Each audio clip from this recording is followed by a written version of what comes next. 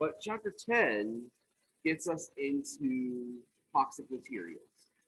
So this is the next chapter that we are going to study. So if you look at our syllabus, there are 3 topics of interest left. There are the toxic materials, the oxidizing materials, and the polymeric materials. Those 3 chapters we will be covering in the next 4 weeks, which will lead us right up until the end of class. We'll also have an exam somewhere in the middle there that covers chapter 9, chapter 10, and chapter 11. So those last 3 chapters, not including the one on polymers. So we got to start with some definition kind of stuff here. And so when we talk about toxic materials, there are a couple of fields of study that investigate this very thing. So first of all, toxicology. Toxicology is merely the study of toxic substances. We also have something called epidemiology. In epidemiology, we are looking at how those toxic substances create these adverse effects in people, and how these adverse effects can lead to diseases or other kinds of ailments on the human population.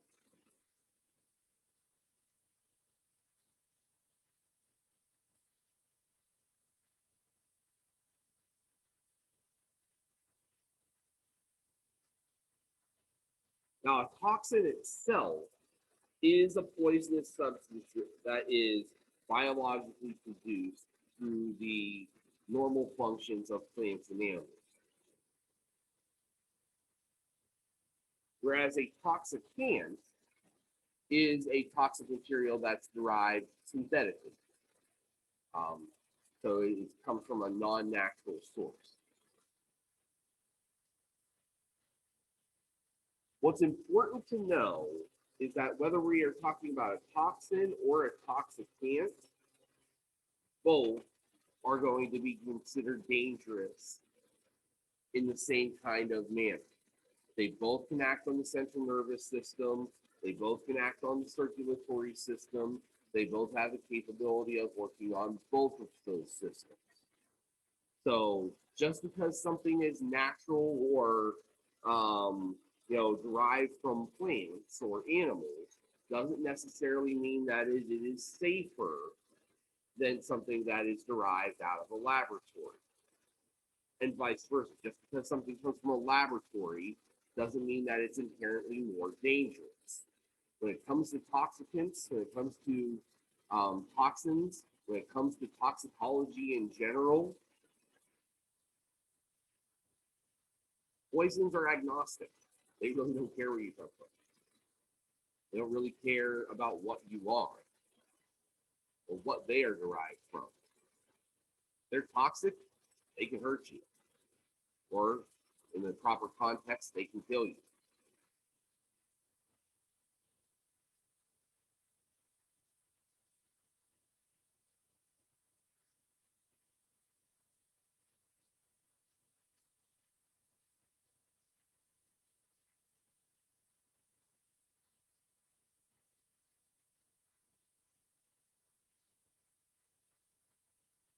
So when it comes to toxic substances, what kinds of regulations are put in place? What kinds of information? How are we protected from toxic materials in general? Well, in the workplace, obviously that is an OSHA area. And so what OSHA is going to do is it requires that employers will ensure that their employees do not get exposed to greater than the maximum concentrations over an 8-hour workday. And they're going to require that employers tag, label, and identify the presence of toxic materials.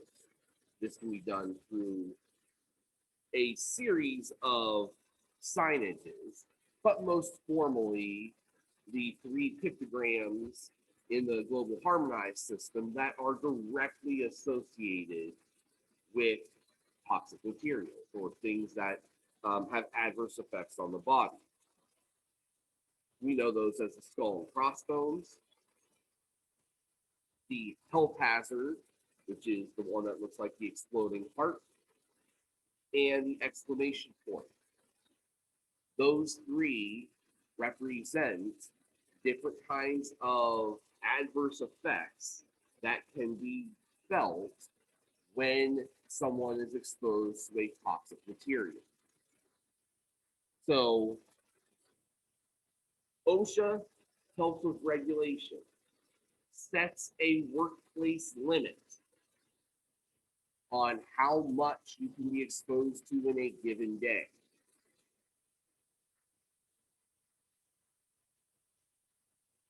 But they also control signages, tell us how much, or tell us where and what kind of hazards can be expected from particular materials based upon which of those pictograms are present.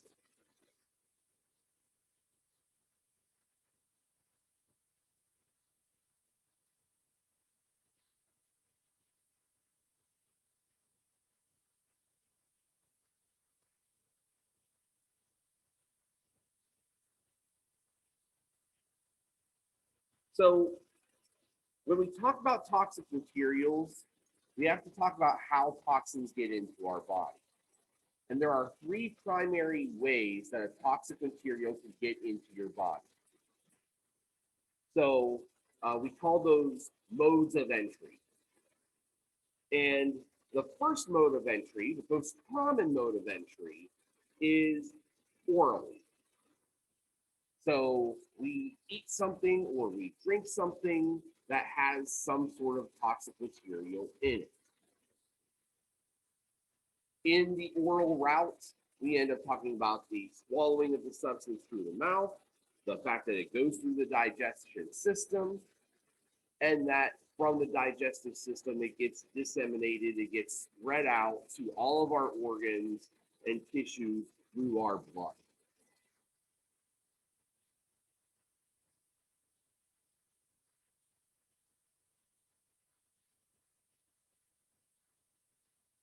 One of the things that happens in this process is something called metabolization. Metabolization discusses the idea that this substance that we are ingesting might go through a series of chemical changes as it makes its way through our body systems, as it encounters our cells and our tissues.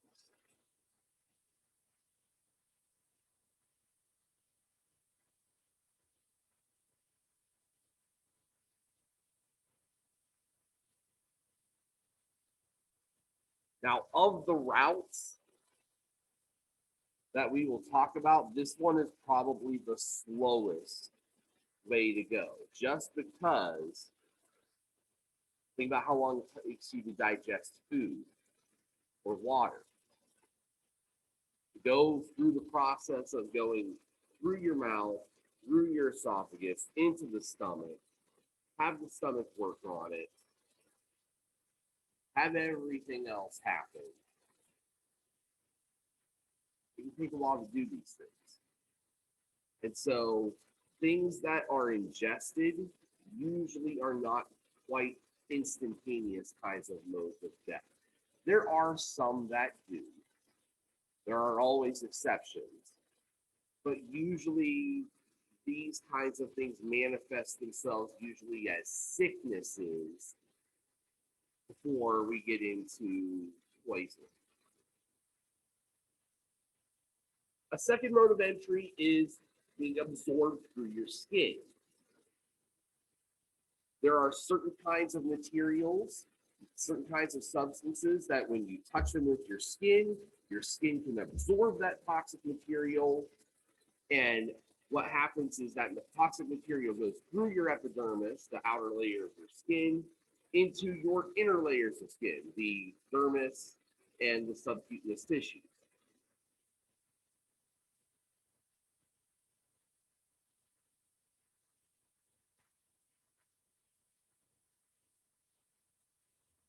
The most common mode of entry for this type is the access through the nose and the eyes, your mucous membrane.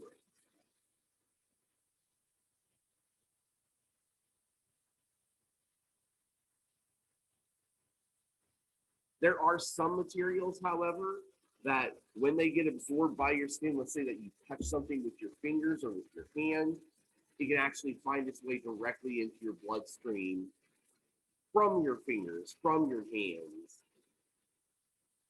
and get distributed relatively quickly that way. This is one of the ways that mercury poisoning can take place. Mercury itself, one of our rare liquid elements. One of the reasons we have to be so careful with mercury, one of the reasons why mercury thermometers have largely gone out of existence, has been because when a mercury thermometer breaks, you've got this liquid metal substance that is toxic that needs to be cleaned up and disposed of properly. You touch it with your fingers that are unprotected, the mercury can be absorbed by your skin, get into your circulatory system, make things go bad for you relatively quickly. Again, depending upon how much you absorb. But most common for these kinds of modes of entry, again, your eyes and your mucous membranes, those are where you find the majority of that kind of thing happening because they're kind of the most vulnerable. So this is how things like vapors can find their way into your body even if you don't inhale them. And speaking of inhalation, that's the third mode of entry. So when you breathe in toxic gases, toxic vapors, the fumes or the dust of toxic materials, and it goes through your respiratory system, this is poisoning by inhalation.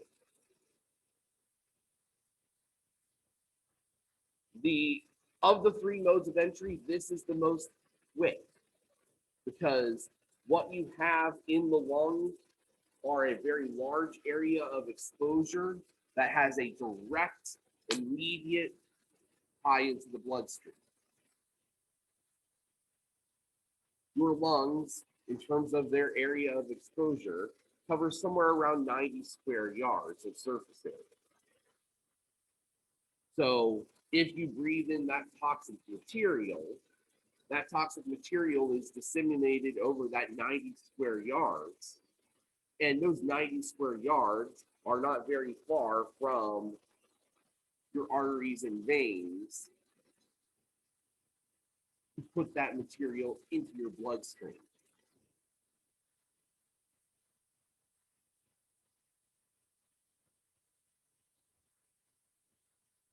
Well, you have to consider our lungs are sacs, but they're not like balloons. Yeah.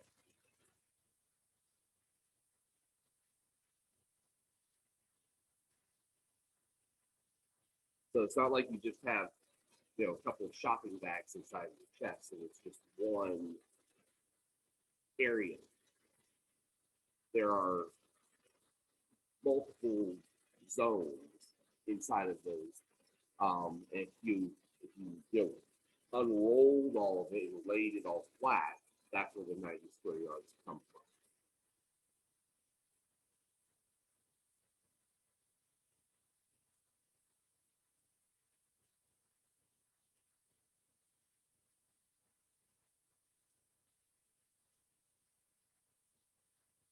So now that we've looked at those three modes of entry, we need to discuss some of the ways that toxic substances can ultimately impact our health. Because not every toxic substance impairs us the exact same way. Sure, when we think of toxic materials, when we think about toxicology and kind of how diseases and how everything happens, we usually think of things that happen immediately.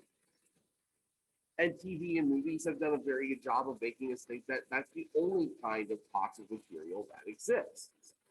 Is the one like a cyanide capsule in a spy movie, that the person takes it and within seconds they are dead. Well, not every toxic material works that way. Sure, there are some that cause immediate dysfunction, immediate impairment, or even immediate death. But that's not the only kind of toxic material that we can find. There are also some that have a very localized effect, will attract very specific parts of your body and attack them in particular.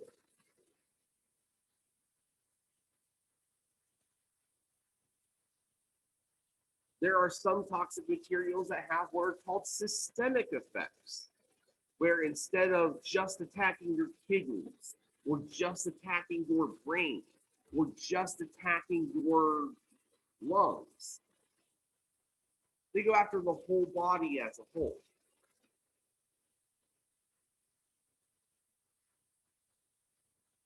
And then there are some that you only see any kind of ill effect directly at the site of contact.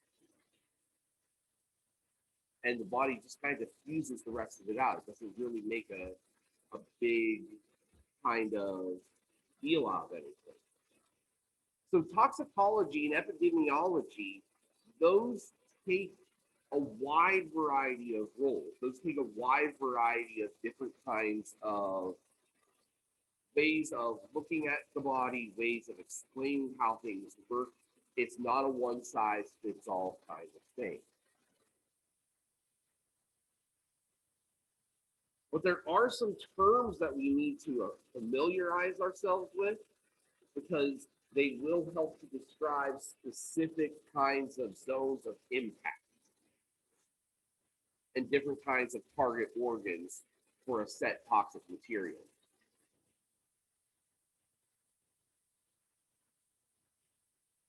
So for the ones that impact specific organs only, there are different kinds of terms for those. So for example, a chemotoxicant. This is something that will directly affect your blood function because it attacks the hemoglobin in your blood. Hemoglobin is the substance in your blood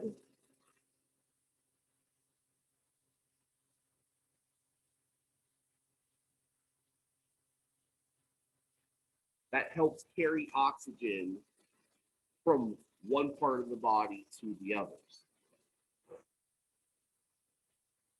And so what chemotoxicants do is they basically impair the hemoglobin in some kind of way and make it difficult for that hemoglobin to actually perform its function of carrying oxygen. So this is not the same as an asphyxiant, but it has sometimes the same kinds of net impact.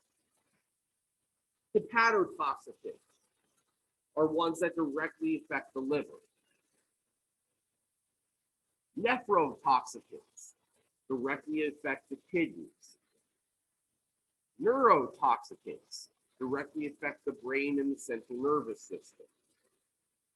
Reproductive toxicants directly impact someone's ability to reproduce by either attacking like the sexual organs or impacting certain processes that those organs perform, like the formation of sperm in males, the production of viable eggs in females,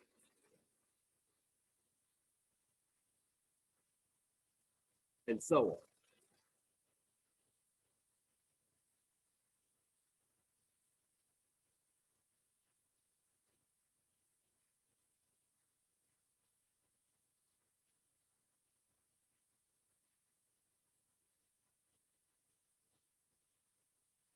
Just another note here. Once again, this is dealing with specifically with things that are orally ingested. If that material goes through the stomach, there is a chance that it can react.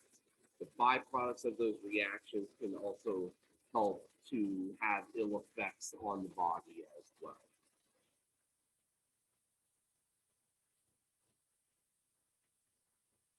So if we look at kind of the broad range of toxic materials, what we will find is that there are examples of all of these among those different kinds of toxic materials.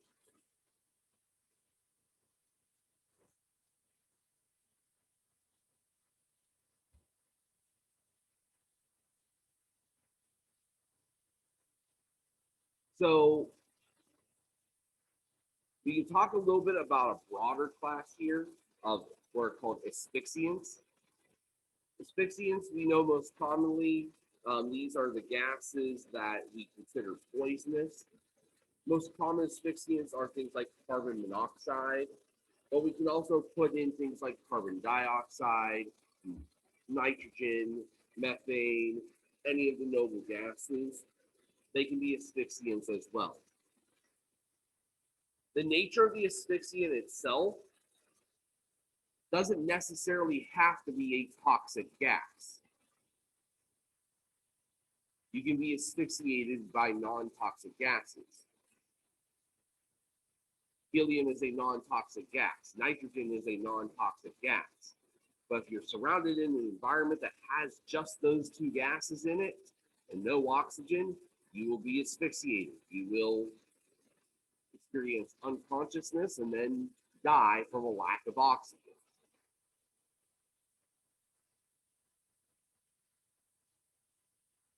Carbon monoxide, that one is a toxic material because not only does it act as a simple asphyxiant, that carbon monoxide also is a hemoglobin inhibitor.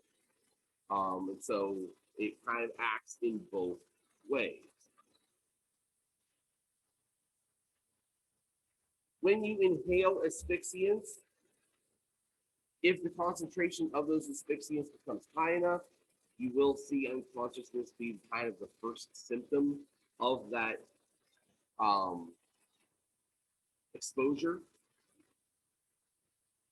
For what are called the simple asphyxiants, what we're talking about here is just a simple denial of oxygen, where the environment that you're placed into is just not good enough to allow you to continue to breathe. You run out of oxygen, and eventually your body systems will start shutting down.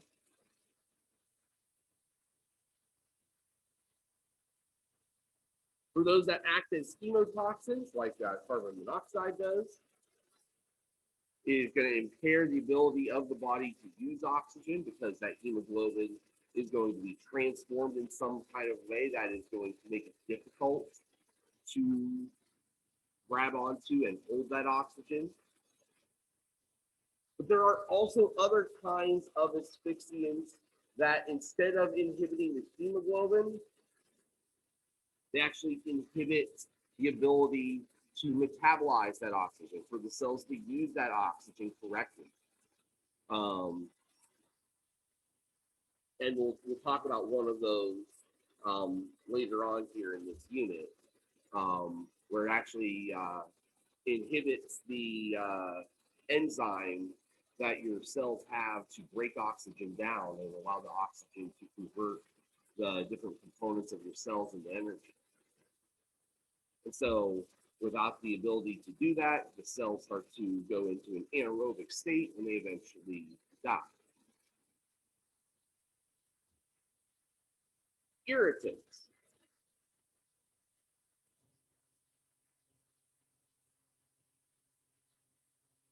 Irritants, remember from our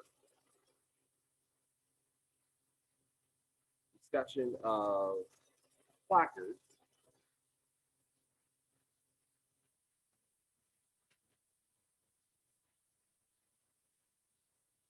irritants are given to us by the exclamation point pictogram.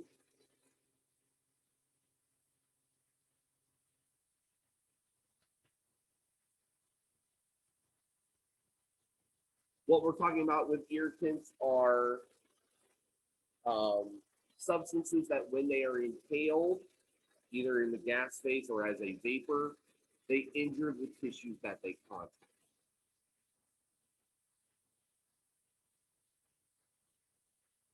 Now, it is important to note that not all irritants are gases or vapors by their design. CPSC, the Consumer Products Safety people, they regulate your exposure in consumer products. What they define irritants as would be any non-corrosive substance which on immediate, prolonged, or repeated contact with your living tissue causes inflammation. So kind of the same definition that we are seeing above, but with a very particular, it cannot be a corrosive substance. So this is not an acid or a base that is doing this. And that inflammatory reaction, you're just going to feel as kind of mild pain, itching, burning sensation, just kind of general dull, achy pain. That's what that inflammation kind of reaction is going to feel like.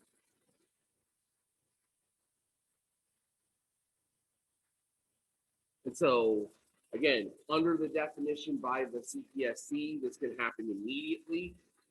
This can happen over a prolonged period of time. So let's say that you're exposed to something over the course of an hour.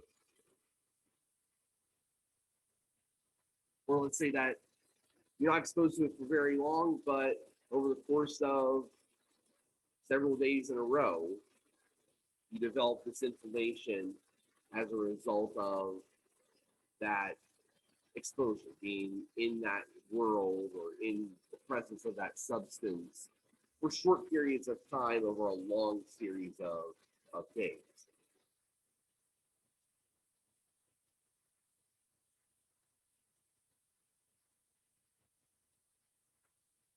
When it comes to kind of diagnosing different kinds of health effects, there are 4 different types that we're going to look at in particular.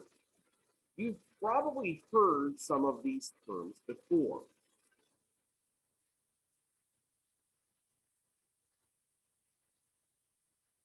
Acute health effects. These are injuries, diseases, or death that are caused by exposure to a substance, and these develop rapidly. So for an acute health effect, you need to see relatively quick development of symptoms. I get exposed to a certain concentration of sulfur dioxide gas. The sulfur dioxide gas causes a trigger response in my body. I run to the trash can and throw up. That is an acute response. Doesn't have to be disease and death. It can just be a feeling of unwellness.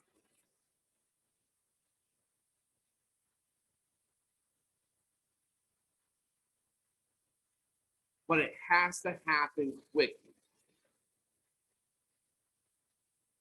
Chronic health effects, on the other hand, these are ones that are, again, injury, disease, or death caused by an exposure to a substance, but it develops slowly. Develops over a period of days, period of weeks, longer periods as well. Though not nearly, we're rarely talking about years in this kind of circumstance. Chronic health effects usually have a shelf life of several months. After several months of exposure, we start to see things developing. I get exposed to the substance. I start to feel kind of ill over the substance over a period of days or over a period of weeks or even sometimes months. Now, the word chronic is one that we are probably most familiar with when it comes to these kinds of toxicological effects. Anyone who has ever watched any kind of TV where a commercial comes on for a class action lawsuit, have you or anyone you know ever used baby powder? Have someone in your family developed mesothelioma and want to join this lawsuit? They usually use the word chronic for those kinds of effects. And the thing is, from a pure definition standpoint, I don't know about from a legal definition, but from a pure definition standpoint, at least according to what our book tells us, they're kind of using it incorrectly. Because for the most part, when we talk about a chronic kind of ailment, again, there's a relatively, it's a longer shelf life. There's a relatively short shelf life to those, usually less than a year. You develop mesothelioma because you were exposed to asbestos in a steel mill over the course of a 35-year career. That's not a chronic effect. That's this last one, the latent health effect. So again, I don't know the legalistic term, maybe in legal terms, as far as lawsuits are concerned, they can't use the word latent, or the word latent and chronic mean different things than they do in this context here. But at least based on the definitions that we have, we've seen that they're using the terminology incorrectly. So latent health effects are ones where, again, we're seeing injury or disease that is caused by an exposure to substance after extensive time has passed.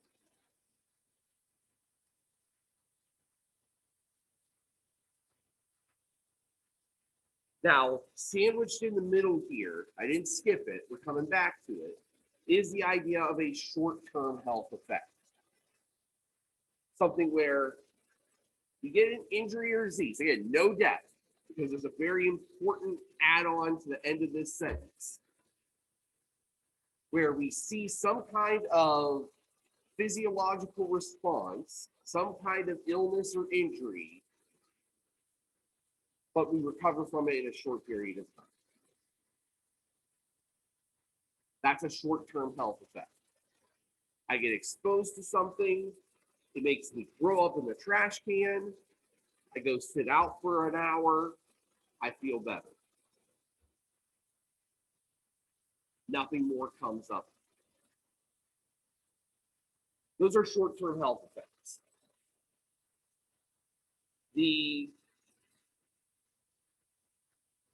initial response can appear very acutely, but there's a recovery aspect to it that is not necessarily there for an acute health effect. For an acute health effect, it means that the symptoms develop rapidly. I could still die from it. You get an accidental exposure to hydrogen cyanide, that stuff gets into your bloodstream quick, and you will start to feel immediate effects of that cyanide poison. Depending on how quickly EMS personnel can get to you, they might be able to save your life depending upon the exposure. They might not. There is a difference there. One of these involves the potential for death, the potential for serious impairment, even if it is for a short period exposure. This one you will recover from. It'll be like you never had it. There are no lingering effects from a short-term health effect. All right, last thing that we'll mention today is there are some factors that will affect how much we feel in terms of toxicity. And so there are several factors that we would look at, and we will go through each of these individually on their own, but we would start with things like quantity of substance. So we have another word for that, call it dose. We can also look at the duration of exposure. So how long were you exposed to this toxic material? How long did you receive that dose? The rate of absorption into the bloodstream. A lot of that has to do with which method of absorption we ended up getting. We know that oral ingestion and inhalation are going to have two very different kinds of effects. The age and the health of the individual.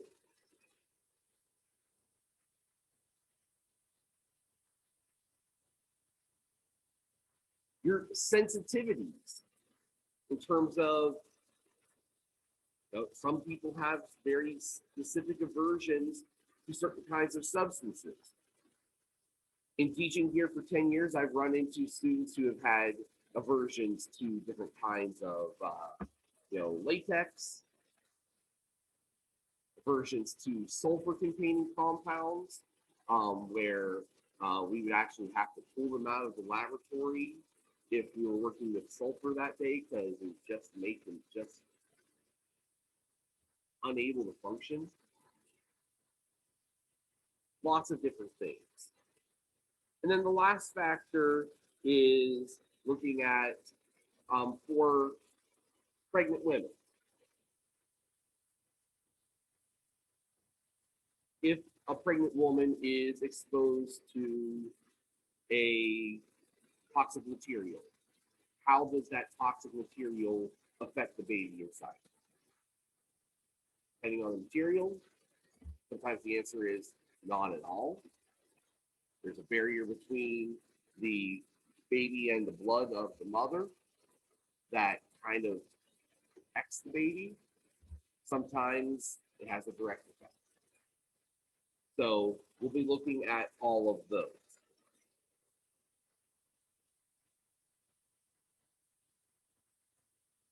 So let's take a look at that first one. Quantity of the substance. When it comes to quantity of substance, again, we call that the dosage. Dosage is given to us based upon two factors. The amount of the substance itself and the body weight of the individual that is taking the dose. So for dosage, we usually give that in terms of milligrams of the toxin divided by kilograms of body weight.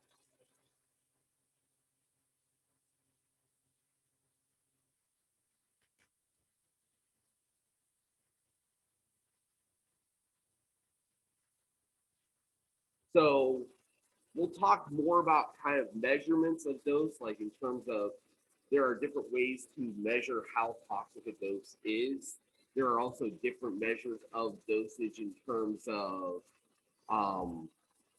severity.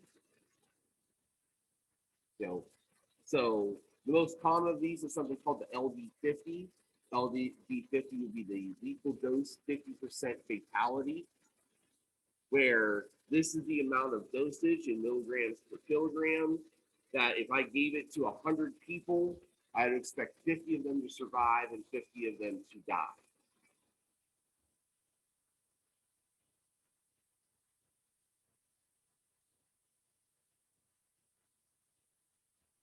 What we have to understand also, though, is that some substances are just so toxic in general that even the tiniest dose is considered lethal.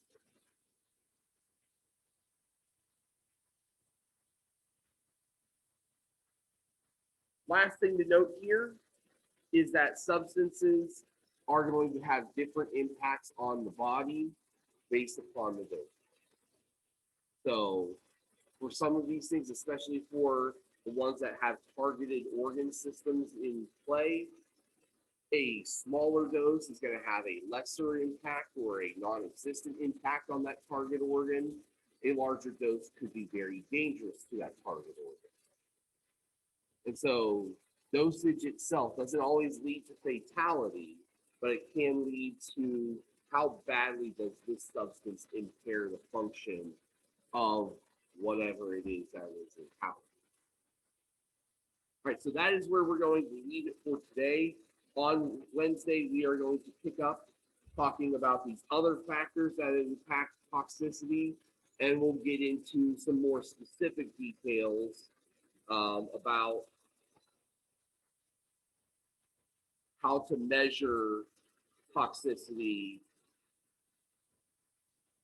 and kind of what are some of the limits of that. And then the last bit of this chapter is going to be talking about specific parts. And so that's what we'll get into on Friday and probably a chunk of next Monday as well. Have a good day.